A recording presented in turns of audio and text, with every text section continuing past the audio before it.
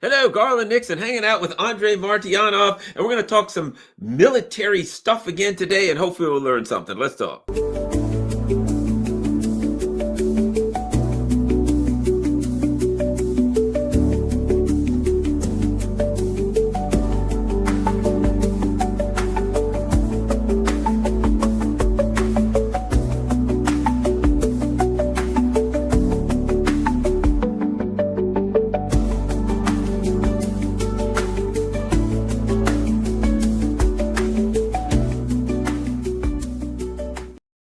Hello, Garland Nixon here, and oh my gosh, I look like I'm 4 feet tall. Let me maybe add a little bit of height to the camera. We're going to start off today, though. Actually, just take one moment because we need to appreciate the leadership, the great leadership of Europe. Let's start with Keir Starmer. We can see, as you know, Vladimir Putin is a black belt, which means he'd stand no chance against this guy. Let's look at Keir Starmer's punching skills. For God's sake. Yes, sir, that's Keir Starmer moving the old heavy bag, and I'm sure that the Akhmat soldiers would be scared to get involved. Spetsnaz guys would be horrified to go hand in hand with this guy. Meanwhile, speaking of punching skills, let's take a look at another guy who seems to be on the bad end of punching skills recently. And here goes. Okay, we're getting out of that. Okay, the French Republic. And oh no, ooch, ouch, ooch, each. Yeah, that I think. So. Oh God! I'll tell you one thing. Starmer could really, needs to go in there and take some practice from old Macron's. I don't want to misgender anybody, so I'll just say Macron's husband. Yeah, it's Macron's husband. Significant other. We'll go with that one. I'm not sure which pronouns I'm supposed to use these days, all that kind of stuff. So we'll just say someone in there who had on the same color jacket as Macron's significant other seemed to have struck out in anger, shall we say, and poor old Macron there, no wonder he's so upset. So I can see a lot of problems he has in his life. How humiliating is that? He got his ass kicked before he even got out of the plane. Okay, let's go. Andrei, before we get started, I just want to get your thoughts on the clown show and the Russians are playing along. They're like, okay, we're going to give you our list of stuff. And the Trump people are like, yeah, we don't like Medinsky. We'd like somebody else. As if they get to choose. It's just, the Russians are being professional going along with it, but it's such a clown show between Ukraine, Kellogg, and Trump and these people. What are your thoughts on this? Well, Russians already declared basically the list of the people who will be in this delegation. I quote Maria Zakharova, it didn't change. Other people coming. So it's humiliating. Listen, it's my good friend and Vera's good friend and Irina Alksnis, who is the chief editor of the RIA News. The big one. She penned a couple years ago the excellent article. And I posted it, and I need to return back to it, and I will be talking about it tomorrow in my video again, that she wrote about the United States, that the only people who can understand the United States are Russians. You know why? Because unlike China, which have been humiliated for a long time, they have a long historic memory, but they don't remember when they were, middle-aged superpower, with those incredible technological achievements and all that stuff, which was a long time ago, very many centuries ago. Then, of course, they became their punching bag for the combined West. So, and for them, it was always ascent. There was never crash, so to speak. They started from humiliation and reached their almost, the status of the superpower. For Russians, it was different. Russians have been superpower. They have been, and then suddenly it happens for completely different reasons that they teach in of course, those degree meals in the United States, the collapse of the Soviet Union. And Russians went through humiliating and actually quite frankly genocidal 1990s, and then the ascent started.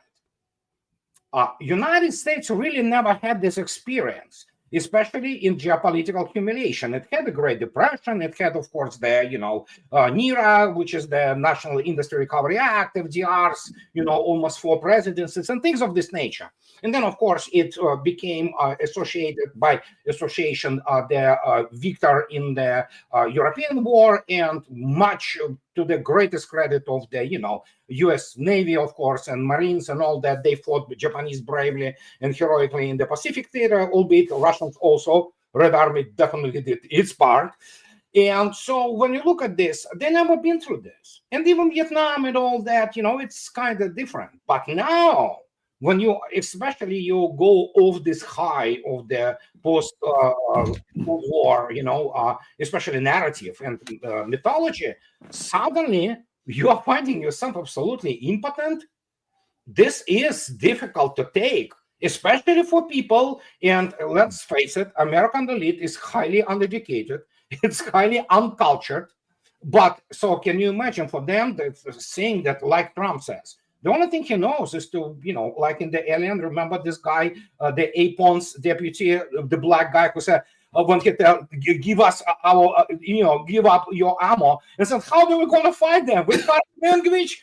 That's what only left. They don't have ammo. United States has been exposed as the paper tiger in the, combined arms and these massive operations. And then suddenly, and Irina Alksnis wrote about that the only people who can understand Americans are Russians. We, she says, and I, in this case, I as a Russian, we went through 1990s. We went through this humiliation when any kind of the movement on your part is perceived as weakness, humiliation, let them have it, Same is happening with the United States right now. I mean, what is he going to do, Trump? Is he going to send U.S. Army? It's not going to survive the encounter. Well, he's going to start World War III. Oh, well, good luck. United States will cease to exist. And so what's left? Grandiose statements, all those things like, notice us. We matter here. No, you don't. You are, and essentially that's what Russians say practically openly. You don't know nothing. Lavrov and Ushakov told you you are misinformed. You do not understand a thing, in speaking in the normal human language, not diplomatic one.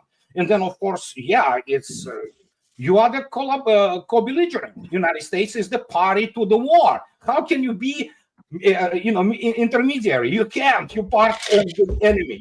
You are the enemy. You are the one who started this whole goddamn thing. And as a result, we have this phenomenon, and it is humiliating.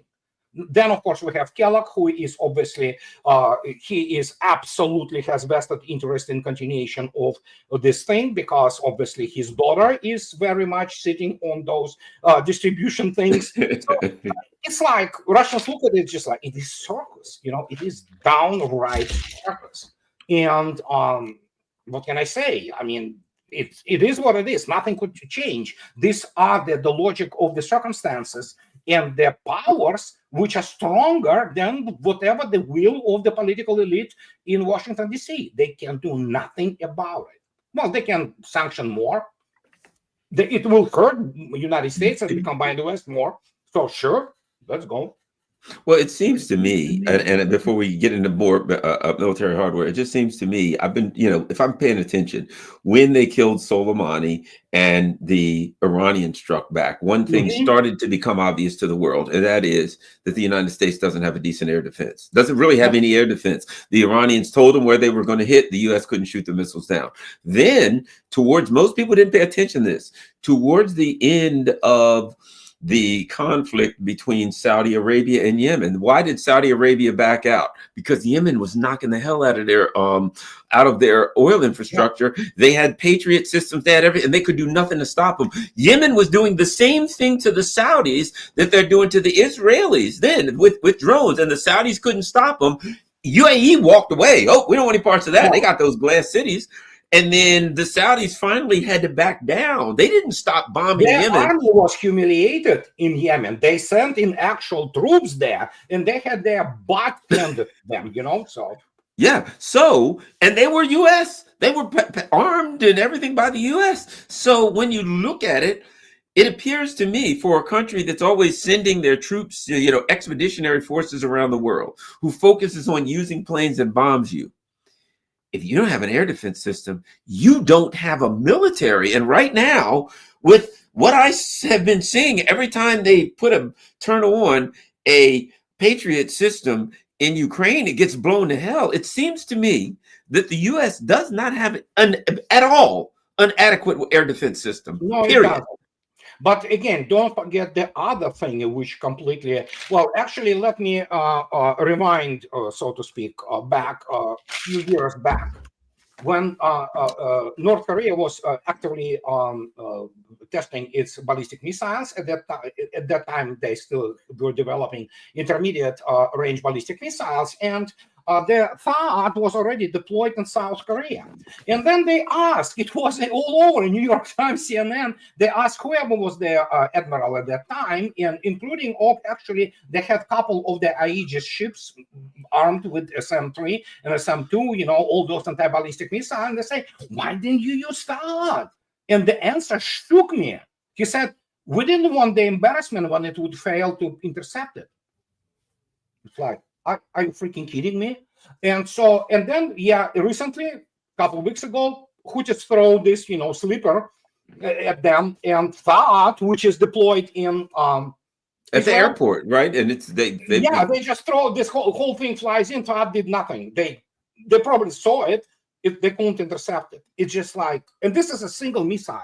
And this is the very crude ballistic missile. Yeah, this is something very, at least with Iran, you can say that, yeah, they do have technology. They are pretty advanced in many respects. They do not have genuine hypersonic weapons, but they do have ballistic technology, which is very advanced, and it does maneuver, essentially, obviously having their near hypersonic speeds or even above hypersonic speeds when they reach a target, but this is not hypersonic weapon per se, and so and even that they just broke through the Israeli air defense like hot knife through the butter. I mean, it's just like they could do nothing. They were shooting at something, and then you see literally those MIRVs entering and like, yeah, bang, bang, bang, it's just like, what are you gonna do?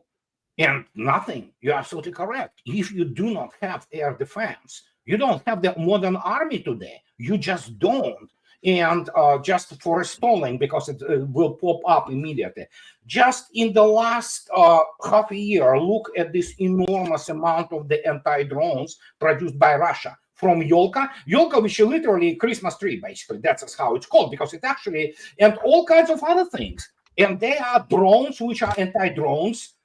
They can operate in swarms. You can look it up. I mean, my gosh. So this drone thing, which everybody said, it's drone. Yeah, it's dangerous. Nobody argues that it is not. But countermeasures have been already developed, and it's being deployed in industrial quantities as we speak. So suddenly that's like, oh yeah, drones. Well, you have to have anti-drone capability too. And then you go into anti-air defense and anti-missile capability, and something changes completely in terms of the operational matters, changes dramatically, actually. So that's my thoughts. I don't see the U.S. attacking Iran, because if you don't have, basically they're naked. The bases, the everything, and if the bases are naked, that means the ships are naked. I mean, apparently they can intercept a missile here or there, or they can swerve and allegedly a plane falls overboard, maybe to dodge a missile here or there. But that's little stuff. That's pop guns compared. That's a child's toy compared to Onyx or something like that coming at them. Clearly, they're the U.S. military against a peer or near peer competitor is completely naked. That was the issue with the U.S. Navy, as much for and nobody denies, glorious and, glorious history, history of the incredible heroism and dedication and mastery, highest level professionalism, especially, pretty much all of it, surface fleet. And I mean, U.S. Navy just covered itself in glory in the Pacific theater, just so there is no even denial of that. But eventually, when you achieved so much glory and so much, possess, and then you suddenly, which is absolutely correctly, for many decades after World War II, it was the best Navy in the world by far. It just was absolutely technological marvel. And and then suddenly when you kind of begin to sleep on those laurels, you suddenly lose this guy who comes,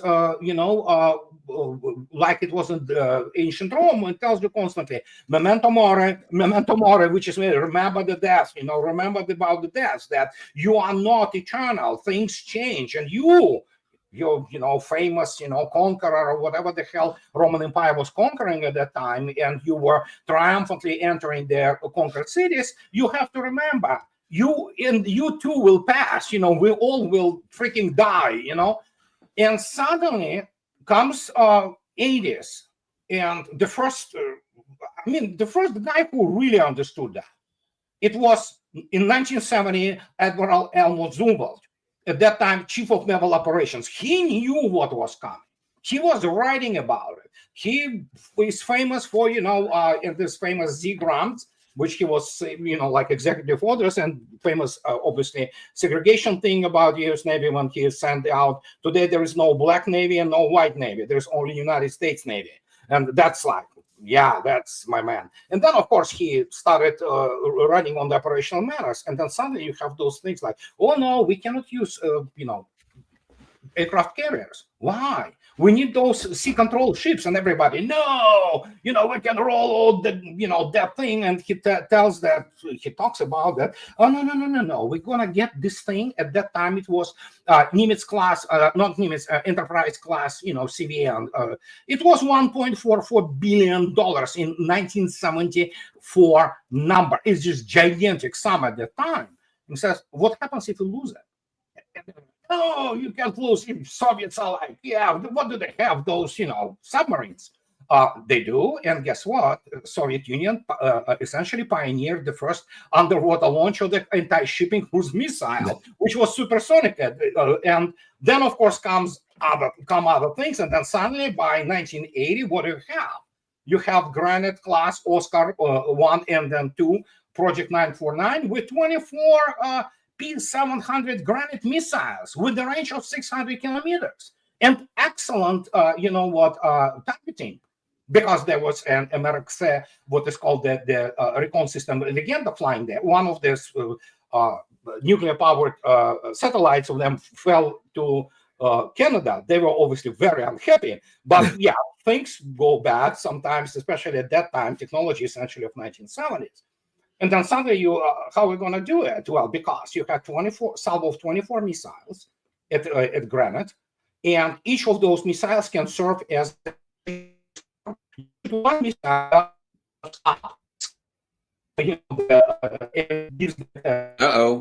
Andrei? I think you're breaking up or you frozen. Do me a favor. Can you sign out and sign back in? Okay. Oh, wait a minute. I think you're back. Okay. Not completely. Okay, let me do it again. I think we're seeing you again. Okay. I can see you moving now. Okay, now what were you saying about the Granite missiles? No, I mean, this was the actual first full manifestation of what today wrongly is called artificial intellect. They could, each missile in the swarm, in the salvo, could control the other missiles and provide targeting and target distribution.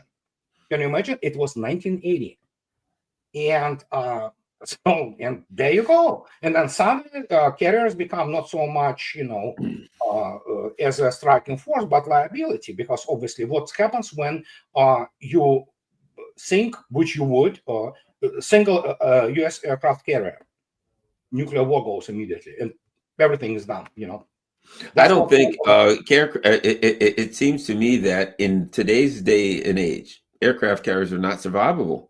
No, they're not Day survivable. one, they're gone They immediately. haven't been since 1980s, especially when you throw in what was the main force which U.S. Navy openly was afraid of. It was Горшков's МРА, морская ракетоносная авиация, naval missile carrying aviation, which were Tu-22s, with all kinds of the bizarre missiles, which were, some of them were reaching actually almost hypersonic speeds. Some of them were good, others were not that good, like one of the ballistic launched missile with the range of almost 600 kilometers. It was reaching almost Mach 5, but it was difficult to launch. Actually, it was more danger to the Tu-22 bomber because it was supposed to go like B-47 bombers, on the ascent, like they were launching their ballistically the bombs, but that was the missile. So they kind of canceled it. And then suddenly what you have all those nasty things, like X-50, KH-55 and things like that. And voila, suddenly you have the whole arsenal of things and tools which you want to kill. Not only basically, you do not necessarily attack immediately a carrier. It's enough to kill the essentially escort. And after that, it's basically naked, and you do not necessarily even have to, use the any kind of the air defense missile. So it's all this operation. It's a complex operation. But eventually, the more this development went, so the carrier remained pretty much the same. It's catapult, catabar, catapult, assisted, arrested wire, thing which stops your aircraft. You obviously perform some interesting maneuvers while doing this, but that was it. And once the range of the remote edge of the patrol on which the station for the combat aircraft, such as F-18s, at some point of time it was F-14s, which was about 250 miles. You're looking about 250 miles, it's about 400, nautical miles, you look at 450 kilometers. And actually, it was also the edge at which the Hawkeyes operate. So Hawkeye also at that time had the range of its radar with including the scanning the surface up to 300 kilometers at that time. Today it's much longer than that. It's about 400 kilometers at least, depending on the conditions. And so suddenly you can see the launch of the, let's say, granites. So you have, depending on how many on station you have those AIM-120s. You allegedly have to go and track those missiles, which is not easy to track, and then they accelerate to Mach 2.5. And so suddenly you have to somehow stop it, when then suddenly you have the whole regiment, which is, up to, between 8 and 10 those strategic bombers, each carrying 3 missiles like that, like KH-55s, supersonic, very high supersonic, Mach 3.5 at least. So you have 30 other missiles flying at you. So simultaneously, you can get up to 54 missiles just flying on the single carrier battle group. How many can you shoot down? We will shoot down some. Absolutely, nobody says that you wouldn't shoot down some. But I mean, there will be leakers. And those leakers, those are heavy missiles. Those are not harpoons. The thing would carry like half a metric ton. Some of them were carrying a ton of their just conventional explosives. And of course, all of them were capable of carrying nukes. And at that time, it wouldn't matter anyhow, so Yeah. and as a result, the battle was shaped like this. And today, this is what it is. You literally, you cannot shoot anything which flies at you in a serious salvo, especially when modern missiles, they carry their own electronic warfare capabilities.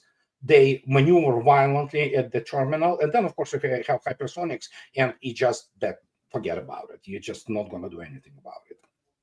Yeah, that's what I thought. In reality, the worst thing the U.S. could do would be to attack someone like Iran. There's an old saying, far better to keep your mouth shut and have people think you're an idiot than start talking and prove it. Yeah, It's removing far the better for people to talk about how weak you are than to attack Iran and then demonstrate exactly how weak you are, and then you're in a bad situation. But far worse. At least you can pretend like you're the tough guy until yeah, people realize that you have no decent air defense whatsoever. yeah. Let's talk about. We always talk about this stuff, but on a battlefield, you still have, when I see Patrick Lancaster with those guys, right? Mhm. There are guys on the battlefield. Yeah, there's things flying all over, but there's guys, there's people Yeah, walking with their guns. And these guys are trained, and these guys know what they're doing, and these guys have jobs to do on the battlefield. And I think what happens is, particularly in alternative media, people are so excited, if that's the right word, about the latest drone technology or the mhm. high tech thing, that they forget the value of one man with a Absolutely, rifle, yeah. but not just one man with a rifle, that it has to be a good rifle. Yeah, What absolutely. what are the things, what kind of rifles or what kind of guns are the Russian soldiers, what do they carry now?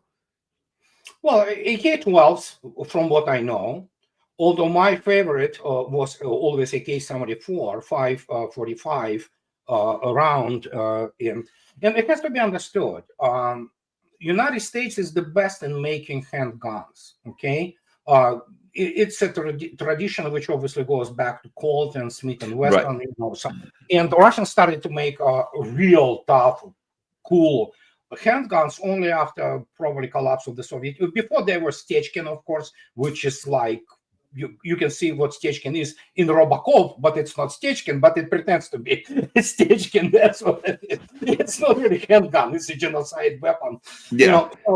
But other than that, yeah, American handguns are the best in the world, with Italians too. I don't understand this whole fuss about hype about Glock. I mean, yeah, opposed to say no. I don't I like take luck. my Beretta and made out of good old and American, Ruger, and Smith and but in terms Wesson. of Yeah. rifles, yeah, in terms of rifles, Russians were always like on the forefront, and now it's uh, people say it's the best gun in the world. I don't know. I never used it. It's went way after my service in the armed forces. It's a K-12, but What'd you cannot. carry? Huh? What did you carry when you were in the military? I mean, the crew of the ship, each of them issued AK-74. Then for the inspection group, you obviously were issued those, including from when you had the midshipmen, NCO, and enlisted guys. All of them carried Makarovs. Okay. Okay. So, but you always had your AK-74s with you. And a great gun. I loved it. Even when I was naval cadet, and you go in and you trained with Marines, which is you do after the first year, because you study also the tactics of the Marines and all that. So lovely. It's a smooth ride. Just and the thing is, it doesn't mean that Russian guns do not, jam or anything. They do jam, make no mistake. It's not some kind of panacea, but they were hellishly reliable. Let me put it this way. And in terms of accuracy, it's great up to 300 meters. It's extremely deadly weapon. So, and it's essentially remains pretty much when you look at those ranges today. Yeah, it's about it, but primarily now there are not primarily, a lot of those fights are happening on the strong points, which Mm-hmm. is a combination of the trenches, dugouts, and all other things, and there you need not just uh, accurate gun, you need an extremely reliable one, which can really overheat, but because you're gonna be clearing up so much. And when you look at actually the videos of those guys, and you can go to by the way, my Telegram channel, I reposted it from the other people. You can see yourself. It's almost 20-minute video of how Russians take their strong points without any yeah, that's AK-12, and people say they love it. So I am not judge of this.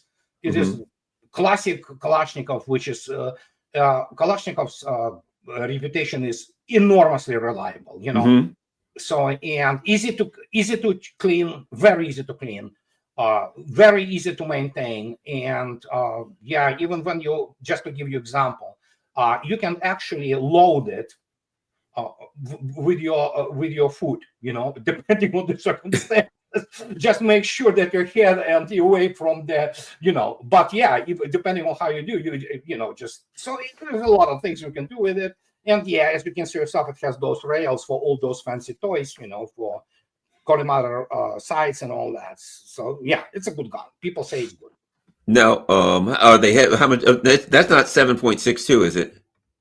I'm not sure that it is 7.62. I never looked it up. I assume it's 545 with Okay. this nasty round, but wouldn't be surprised if there are some issues with the 7.62. But 545, it became standard, and evidently AK-74 performed in Afghanistan dramatically good. So who knows? I mean, there are all kinds of, as you know, it's very easy. There are so many professionals in firearms around the world, and they go out and they just almost go to fight each other because of, oh no, this round is not good, no, that round is just, dudes, look at the modern battlefield, okay? And you need a really good handgun. Let me put it this way: if I would be young and stupid, I would go to fight carrying, if I would have been enlisted, okay? And even if you are an officer, especially junior officer, which you are constantly on the, line of combat, I would take any Kalashnikov rifle after AK-74 on, and I would have preferably good American handgun. So that's what it is. Now, what machine guns? What are, we think about machine guns and we're like, okay, I guess you just pointed in the direction of the enemy and pull the trigger. But I understand that that machine guns are very specific in tactically how they're used. That they're very important in how they're used. I know if you have like a certain group of people, you'll have certain group of machine guns and this and that, and it's set up. How is a machine gun used on the battlefield? Well, I mean, it's suppression fire, which is absolutely important. And of course, if you have a good combat crew which mans machine gun, well, let me tell you, you can do a lot of damage, including even some of those calibers. And especially if you have something like cord 12.7 millimeter Uchos, I mean, good Lord, you don't want to be in the way of that thing. I mean, it's going to just blow you to smithereens, So it's a powerful weapon which you need, including actually sometimes breaking through the walls. Some of them would be comparable to say a 50 or 60 or 50. No. 50, 12.7 is 50 because 50. 26 it's there. Well, that thing will go right through a Bradley, won't it? Yeah. I don't think Bradley won't stop a 60 or 50 no, caliber. It's not going to stop it. Yeah, it's I don't know how they up armored it, but yeah, it's that is a very serious weapon, and people say cord is a monster. But again, make no mistake, I'm not there. I can only rely upon the opinions of people who are there, and some of them, they primarily people of my circle, they are high tactical and operational level command. So but yeah, they allowed the production of much of the production of the Russian military industrial complex. So do you feel that a machine gun is still a very, very important weapon on the battlefield? It's critical. It's both in defense and offense. And that is why, for example, which many people do not understand, and there was, again, it's all manipulation. If you look at that attentively at the BMPT, it's called the Armored Vehicle of Support of the Tanks, BMPT Terminator, which looks like Wall-E from the cartoon, while menacing looking. It has the dual 30 millimeter and it has truckload of ATGMs, but it has also 12.7 gun, I believe, machine gun there. And they use it also to a devastating effect. But then, of course, after that, you immediately once you go over that, you begin to graduate not into the rounds per se, I mean, the bullets, you begin to graduate into shells. And when 30 millimeter already begins to work, it is horrifying weapon, and So yeah, that is a nasty, nasty machine. I mean, This is the Russian. It's considered. It's not really a tank. Some people call it a tank, but this is the one that's nicknamed the Terminator, right? yeah, that's the Terminator. It has been going through not only combat. While in combat, any weapon system goes through the test process, and the modifications are applied as they go. And yeah, they are there. They're still there. It's just that Western media wanted to close.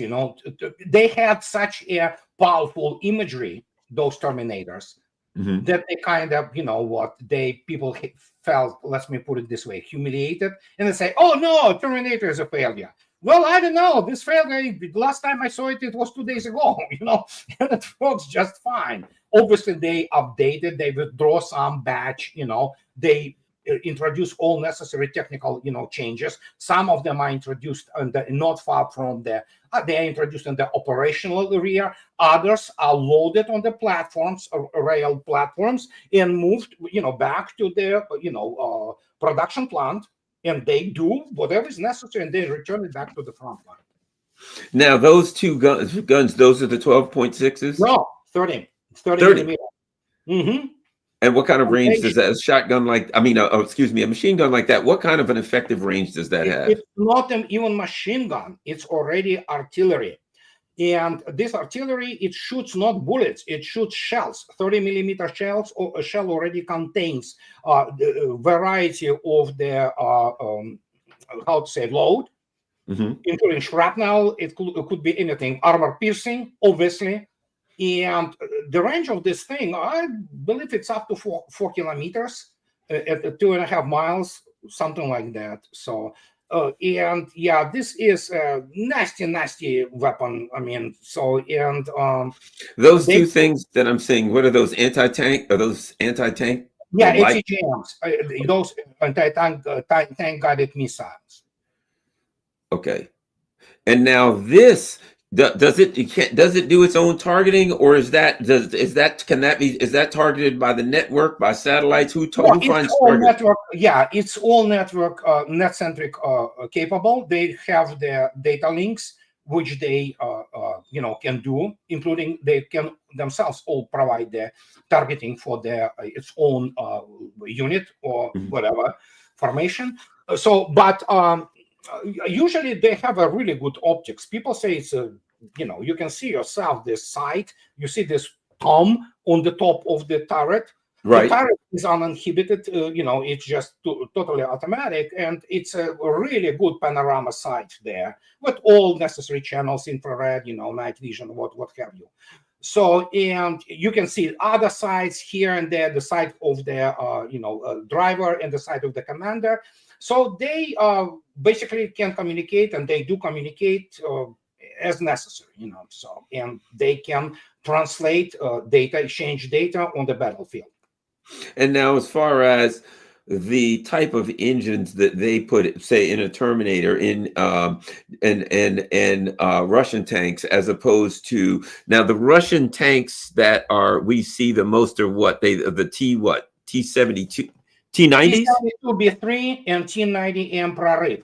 Actually, the Terminator, I believe, I could be wrong, but people who watch the show, they will correct me. I believe it's the T-90 platform, for Terminator.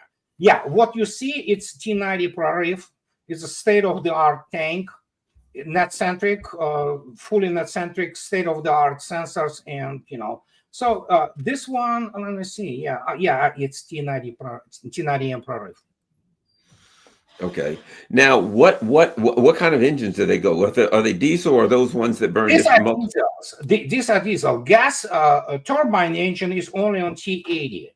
T-80 is the singing tank. When this thing begins to work, it sounds almost like Abrams, because it's the obviously the gas turbine engine.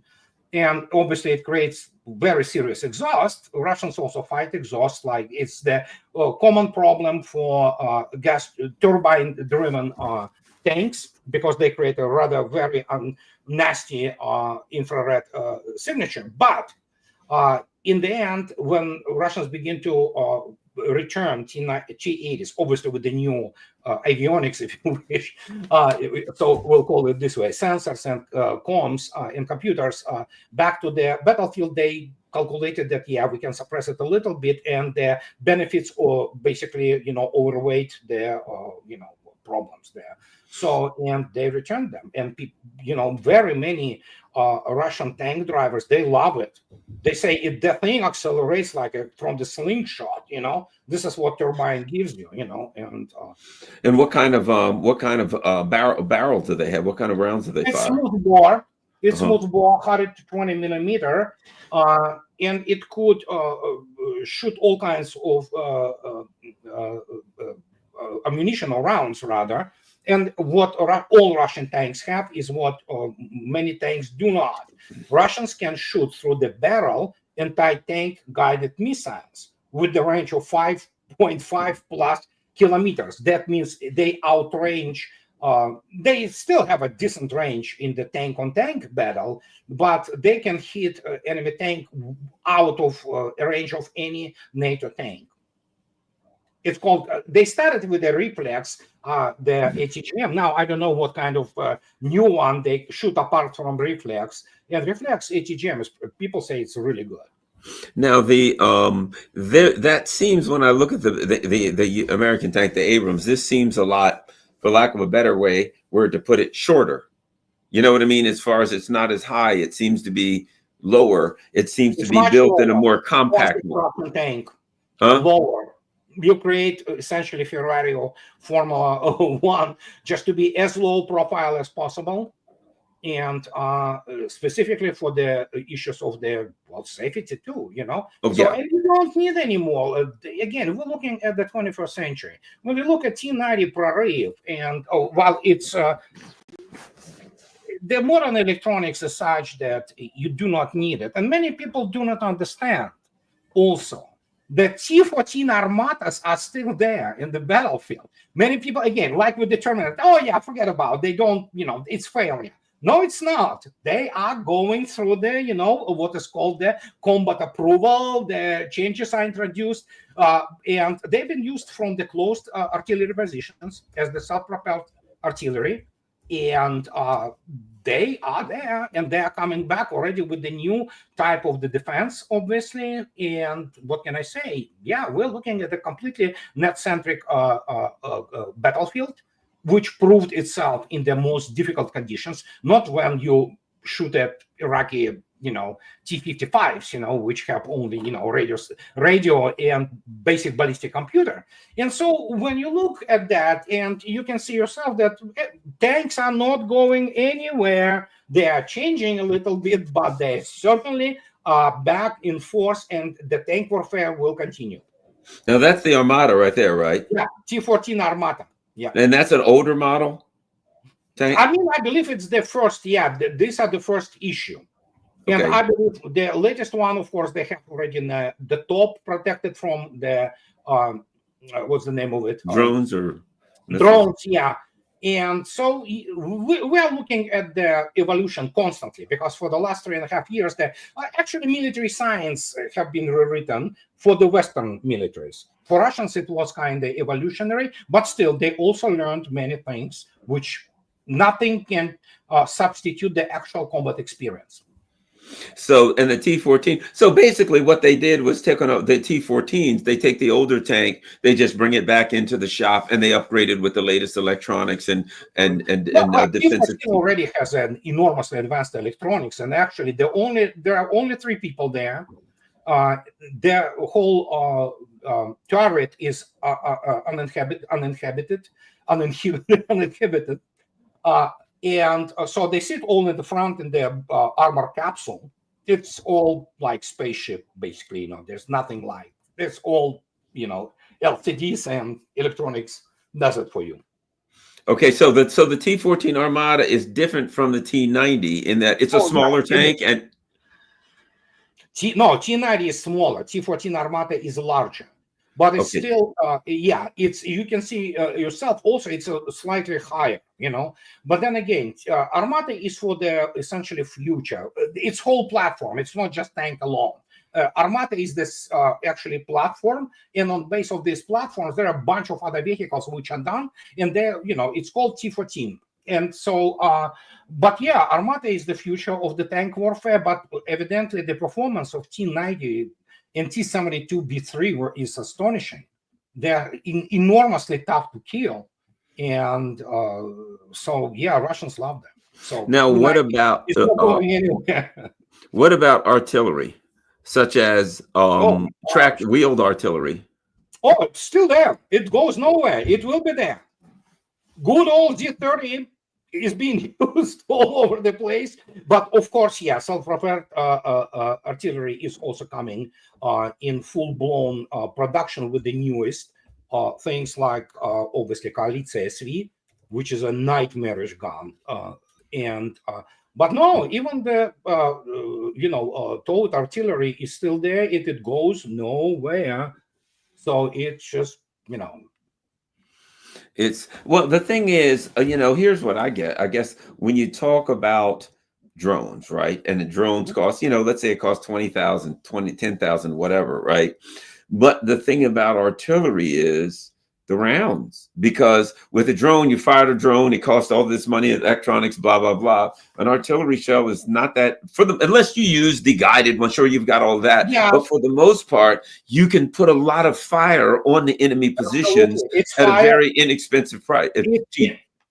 The term огневая производительность. Огневая производительность literally means fire productivity. This is a tactical term. This is how professionals use it. Fire productivity. So yes, the drone is one of things. G30, even with its shorter range of 30 kilometers, let me tell you, if you properly hide it, okay, and you move long, often enough, that thing, especially with it's known for its absolutely essentially, the die-hard barrel. That thing throws a lot of firepower, and so, and the same goes especially for self-propelled artillery. Russians' traditional round is 152 millimeter, and let's say 150 millimeter, 152s. Let's say, as an example, you have an enemy position and you have several artillery pieces, and they're throwing in these 152s. How much, and this is something we don't have a concept. 152 millimeter high explosive round, shrapnel round hits. How much damage does that artillery round? What is that capable of doing?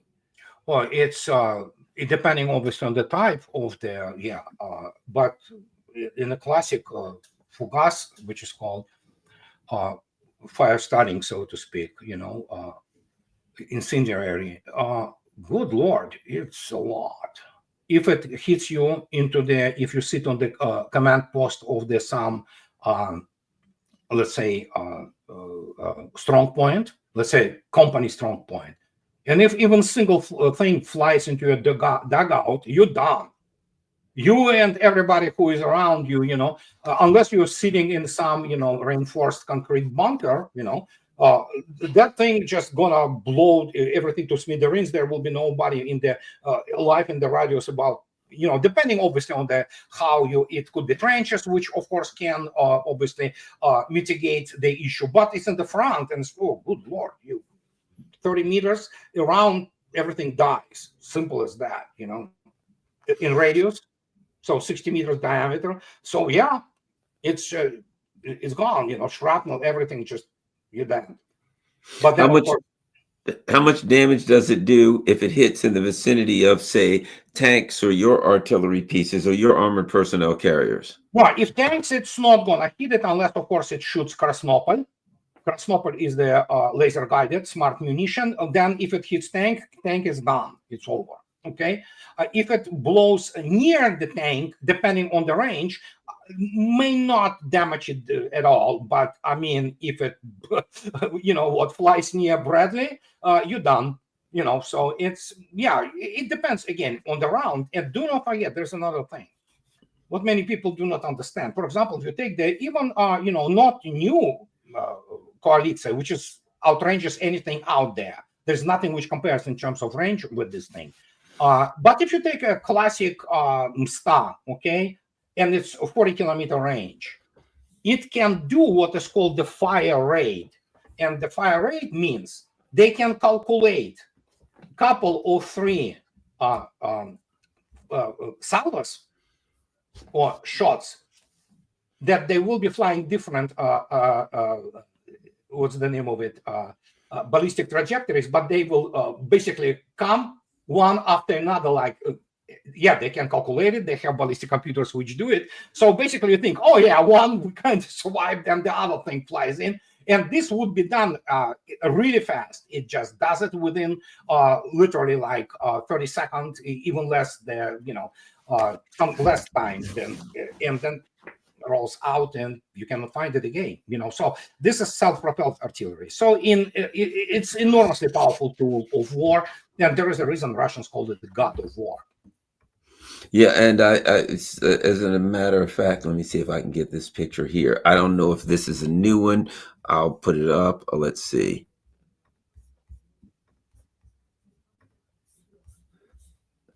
No, it's some star. Looks like star. Yeah, it's look like, yeah, Yes. it's some star. Koalitsa is even nastier looking thing, but it looks to me like star, honestly. That's what it is. Stuff. Yes. Now those are what kind of range is that? More of a traditional, an older model? Yeah, it's an older model. It has the obviously GLONASS. It has excellent topography tie-in. What is called. It has excellent ballistic computer. It has obviously very good comms.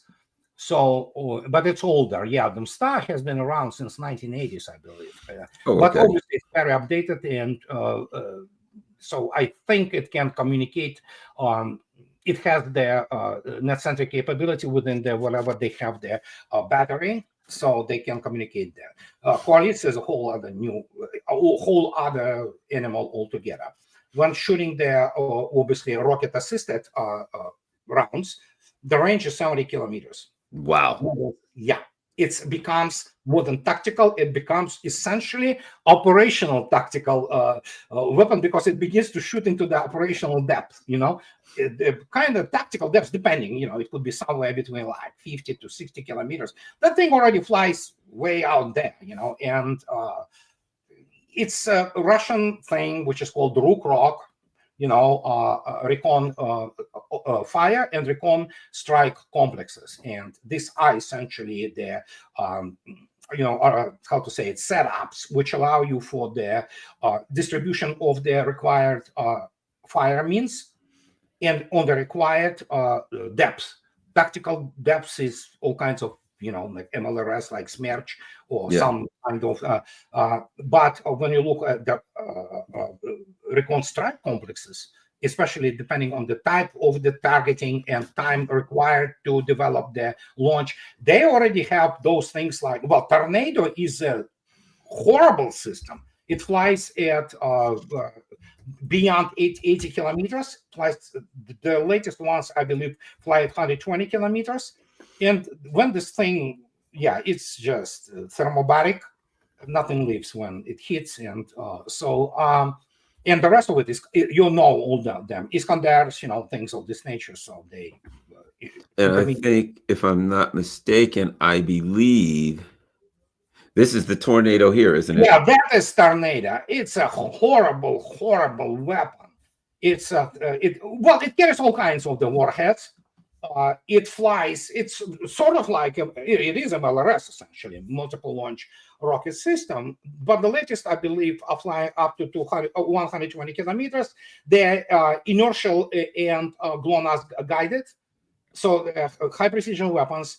But you don't even have to be high precise when that the single salvo of that thingy, it hits, and there will be, let's say, you get the. It's gonna get half a county, essentially burned. Nothing gonna leave. It's thermobaric. It can carry thermobaric thing, and how thermobaric works. Nothing leaves. Even if you hide in some bunker, you still die. Yeah. There was only one other thing. Oh, one last thing before we go.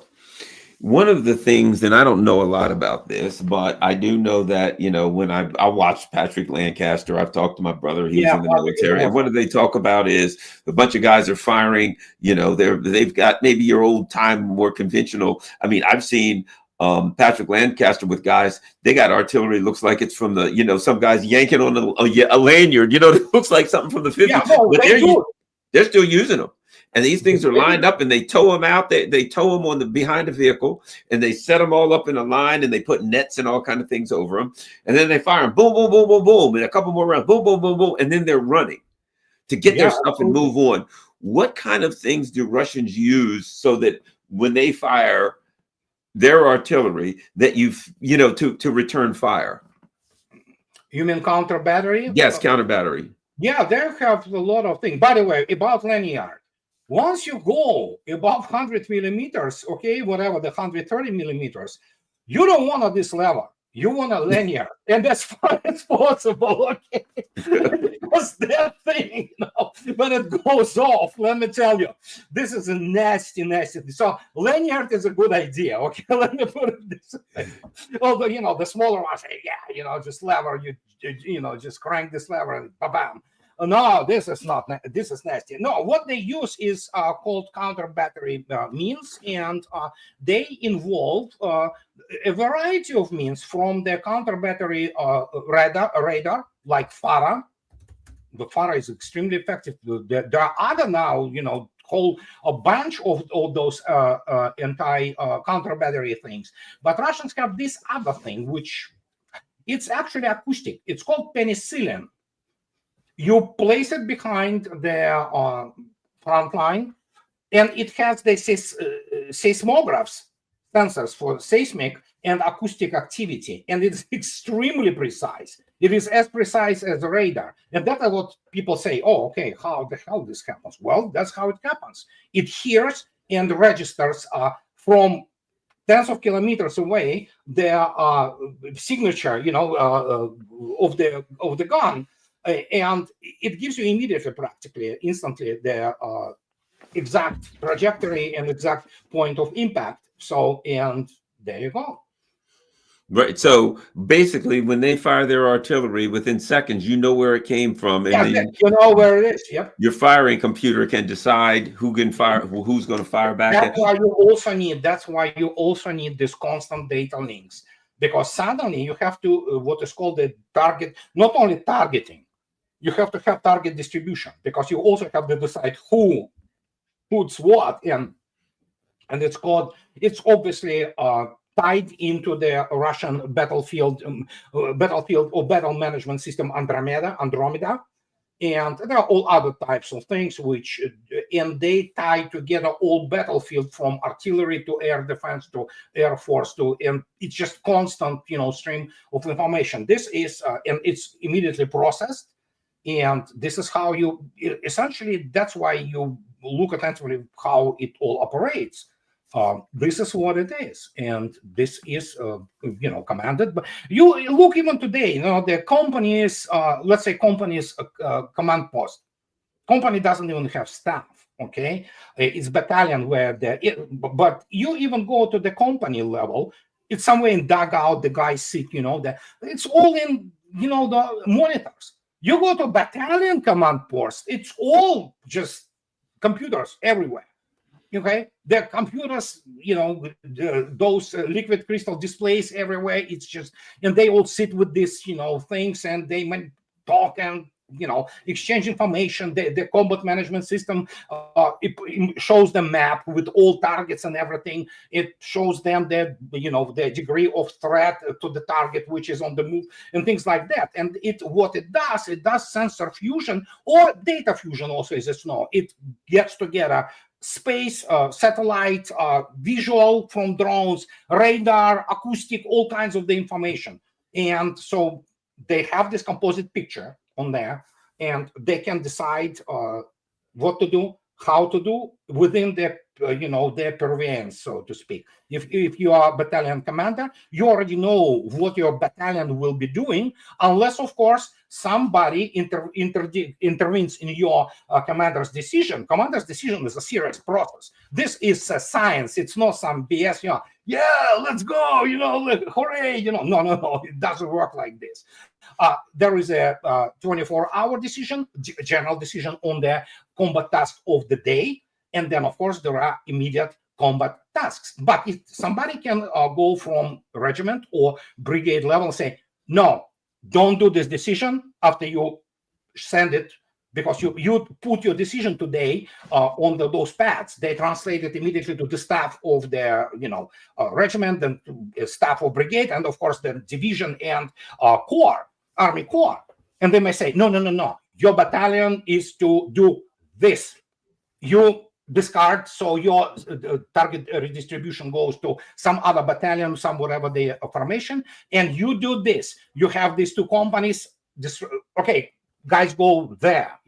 And he said, yes, sir. He said, comrade, whatever, colonel, yeah, we're doing this, and off we go. So, and obviously the whole thing is operated from the what is called the national center of the combat control of the defense. And you saw yourself, probably, it's a combination it's supercomputers. These are supercomputers, and you saw yourself. It's just one gigantic, and this is just one of the halls. It's not even the room. It's just gigantic hall. But there are rooms, and rumor has it they like Star Wars, and I know it's almost true. They have the holographic picture of the battlefield. They literally have three-dimensional thing which they can see, but of course nobody's going to show it to us. Man, I wish I could see that. Amazing. Can you imagine this? Seeing the theater in the 3D, like, and you can see it all, just like unbelievable stuff. Yeah, it's amazing where we are. Well, thanks a lot, Andrei. Everybody, it's very important. Andrei has a blog. His blog is Reminiscence of the Future, which, before we go, I'm going to show you that. So you will, there we go. So you'll get to see what it is. Make sure you go there regularly and keep up with all the Andrei's good work. There you go. See, we're on there. But you can find all kinds of writings. You can find his various